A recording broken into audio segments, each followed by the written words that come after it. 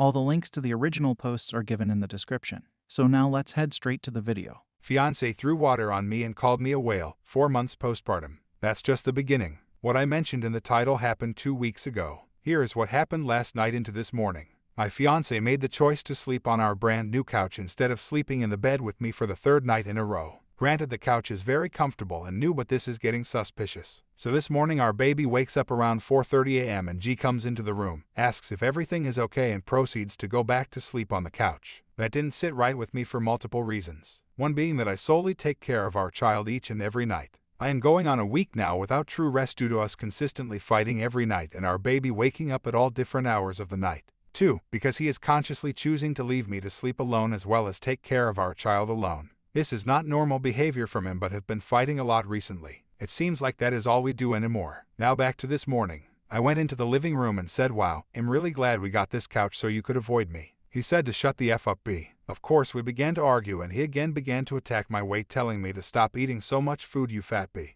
I told him that I am not even that overweight and he said, "Yes you are, you have rolls." For reference, I am a tall woman, 5'9" and weighed 160 before baby, gained 54 pounds during pregnancy, bringing my weight to 214. I am now 185, slowly but surely getting back to my previous weight. Like what the hell? Like I said, I am 4 months postpartum with my second child. The absolute disrespect and unappreciation I feel from carrying his child for 9 months. I never thought he would ever say these kinds of things to me. Back to the argument. I then call him an ugly mother, calling his soul ugly, because we both know he is far from ugly. He then proceeds to insult me again, saying that I'm the true ugly one, that's why I wear makeup. He walks away and then walks back to say, "And not just a little makeup, you wear a F-ton." He then went to work after kissing our child goodbye and not saying a word to me. I am absolutely stunned by these comments and his behavior, and I am asking you Reddit for any advice. What can I do to establish boundaries? Does he no longer love me? Do you think he is cheating? Please help me understand. Thanks in advance. Also, we have been together 1 year plus 8 months. Story 2. My boyfriend cheated on me whilst high on acid because he thought it was me. My partner and I joined our friends on a trip to a beach to try acid for the first time. There were only 5 of us, 2 boys and 3 girls. We took acid while there was still sunlight because apparently it takes ages to take effect, and we spent this time drinking beer near our tents with a campfire going on. Mind you, as we were descending into tripping balls on acid, we were also getting quite drunk. I'm very lightweight, so I didn't have much to drink. My partner, on the other hand, had plenty. When it started to kick, it was fun. It was funny. I felt like the sand was grassy and I kept hearing Billie Eilish singing to my ear when really it was the wind blowing so hard it was whistling. This is where it goes downhill. Maybe like 5 hours later, I decided to go on a walk and had 2 friends join me because I couldn't go to sleep. My partner wanted to stay in our tent because he wasn't feeling well, so I said sure. Our other male friend who was coming to walk with me told his girlfriend to stay with my BF so that she could look after him in case anything goes wrong. We thought all was well until we got back. When we returned, first thing I heard was just obnoxious moaning and breathing. Me and the others panicked, so we immediately went into my BF's tent and lo and behold, both naked, someone's GF on top of my BF. I ended up vomiting and passing out on the shore, but I heard a lot of yelling and crying. I woke up being in my tent and saw my BF sleeping next to me. Honestly, I had to really think whether I hallucinated him cheating or that it really happened. Our other friend's girlfriend had apparently left during the night without letting any of us know, so there were only 4 of us. My partner's excuse was that he genuinely thought that the girl was me. The smell, the eyes, the hair, etc. When I realized it was all real, I just cried and had been crying since. I've never felt so broken, betrayed, confused, and hurt at the same time. I want to make excuses for him and think maybe it was just a mistake, but he full-on cheated. 4 years down the drain, just like that.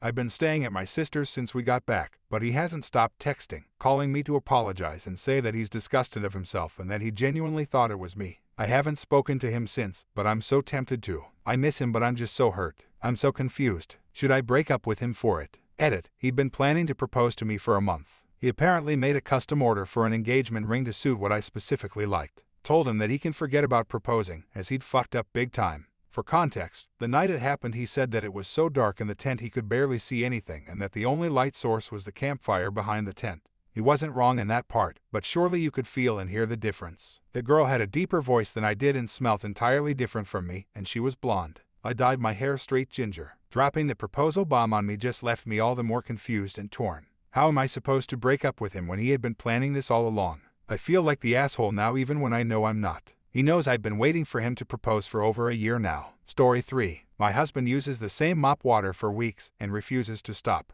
My husband has only a few household tasks. One of them that he took on is mopping the floors. He has a bucket full of water, maybe 3 gallons, he will use to mop. He puts 2 or 3 cups of pine sol in the bucket and then fills it up. When he is finished mopping, he will put the mop inside the bucket and put the bucket on the porch. He uses the water until I throw it away. The water is often black when I throw it out. He will use the same water to clean up messes. If the dog pees on the floor, he mops it up and then puts the bucket of water back on the porch. This is a major source of contention between us because I think it is incredibly gross. We have gotten into screaming arguments when he has caught me throwing out the mop water. He says the water is fine because the pine sol sterilizes it, and that he worked as a janitor before and he's insulted that I think he doesn't know how to clean a floor. I cleaned a whole school for years and you think I don't know how to clean a regular floor. I have offered to do it myself, but he sees it as an insult to his abilities. Today I stepped into the kitchen and noticed that the entire floor felt grimy and sticky. He was sitting at the table and told me, the dog peed so I thought I'd just do the whole floor. I asked him if he bothered to change out the black water he's been using. He said no. It started a fight, of course. I told him that he made the floors filthy and that I didn't want to expose myself to whatever diseases are growing in the water. And I would be doing all the mopping from now on ...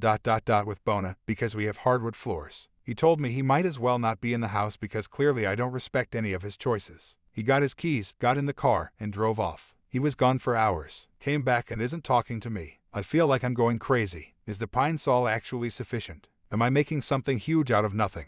How am I supposed to fix this when I feel like I've tried to and it hasn't worked? TLDR, my husband uses dirty mop water for weeks. He won't use different water or throw it out, and gets offended when I tell him I'll do it. Don't know what to do. Story 4. My son and my husband children have romantic feelings. My husband and I have only been married almost a year. We both have children from past relations. I have a 16-year-old son, my husband has a 15-year-old daughter, and a 12-year-old one. We both have lived in this area since our kids were born, so our kids weren't strangers to each other, but there had never been any friendship that we were aware of. In the beginning we noticed some strange behavior between our oldest children, so my husband and I decided to have one have the upstairs bedroom and the other downstairs. The first few weeks living together, they'd try to stay in each other's rooms extra long at night. We'd have to eventually demand the other to go back to their room. Recently I have came home from work to them both being in the same room with the door locked. When I demand they open it, they both are just watching a movie or something. It feels like we can't leave them alone. My husband had a talk with his daughter, and she became very upset, said they loved each other and we ruined it by getting married. I try to talk to my son and he just shuts down. Now our daughter is showing signs of depression. We tried to explain how this isn't right and they are so young and feelings are normal, but they are siblings now and it just makes her angry. We can't watch them every second, and I don't want her depressed. Advice. Story 5. My wife has been cutting the strings off my pajama pants and she won't admit to it.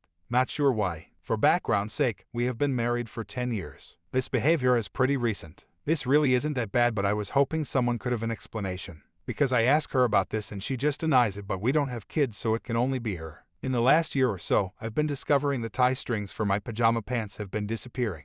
It can only be her removing these because we don't have kids and I'm the only one who actually has to leave the house to go to work, so she's alone in the house a lot. Her pants still have all their strings but none of mine do. I have bought more pants to replace the ones with missing strings, but those eventually go missing too. We have a good relationship, and I ask why she denies it when I ask about it. It's really not that big of a deal, so I don't really press the issue. It's just really bizarre. She is a bit of a prankster and so am I, but what the point of the prank is if this is indeed some sort of practical joke. Does anyone else have any experience with this sort of thing? Update. Okay, so I just got home and checked inside the waistbands of all my pajama pants. I only have 5 of them, so it didn't take long. No strings in them, so they definitely didn't retract. I need to get some sleep, so I'll check the washer drum and filter when I wake up. Update 2. Someone in the comments suggested maybe my cat had been taking them out and hiding them since cats tend to have hiding spots. One of his is under the couch. I just checked and I found one there. It's just one, but it's a start. I'm going to check his other spots too. Update 3. Okay, so when my wife woke up I told her about finding a string in our cat's hiding spot. She was amused and wanted to help me look at his other spots for them too. Well, none of his other known spots had them. But she noticed something weird about the back of our other couch. It had a small hole in the bottom of it. I shined a flashlight in the hole and found a whole bunch of random stuff in there. We took the cushion off this section of the couch and cut a hole next to the spring and voila. We found his true secret stash. All my strings were there. Not only that, but we found pretty much all of my wife's missing smaller squishmallows and her missing AirPods. We even found a missing pendant that we've been trying to find for years. I'm going to buy her a box of chocolate. Story 6. I can't have children, and my wife doesn't want to adopt. TL, doctor, my dream is to be a father, but I'm sterile. I want to adopt, but my wife is against it. And I was adopted. She wants to undergo artificial insemination, but I'm against it.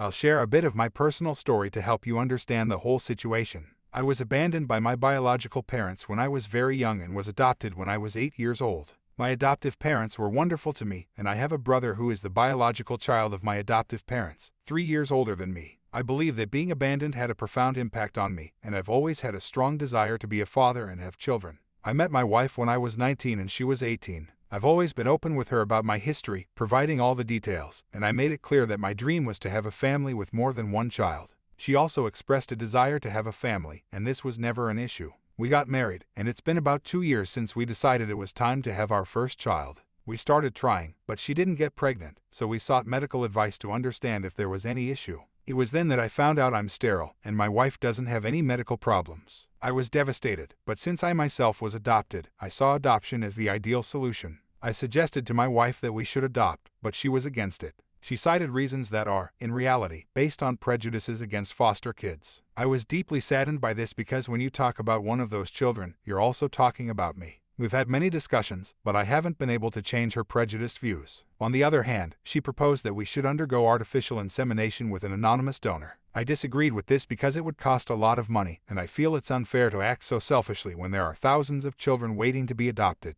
Our marriage is going through a serious crisis because of this. I can't comprehend how she can hold such opinions about adoption while being married to me. I'd appreciate any suggestions on how to change her mind. I've seriously considered separation because being a father is the dream of my life. However, I still love my wife. Would separating over this issue be too extreme? I'm really lost. Edit, I forgot an extremely important point when I wrote, my wife said that if we had a child through artificial insemination, we would be the biological parents, even though I'm not the biological father. I completely disagreed with that. I believe we need to be as honest as possible with the child. Story 7. I had a panic attack after my husband finished inside me. My husband and I have been discussing the idea of starting a family for quite some time now, and it's been a bit of a roller coaster for me. Let me give you some context. My husband is absolutely thrilled and ready to dive headfirst into parenthood. He's been excitedly talking about the prospect of having children for a while, and his enthusiasm is both heartwarming and a little overwhelming. On the other hand, I've been on the fence about it. Don't get me wrong, I love my husband dearly, and I can see a beautiful future together with a family. However, I've always had some reservations and fears about becoming a parent. Last night, we decided to take the plunge and try for a baby for the first time.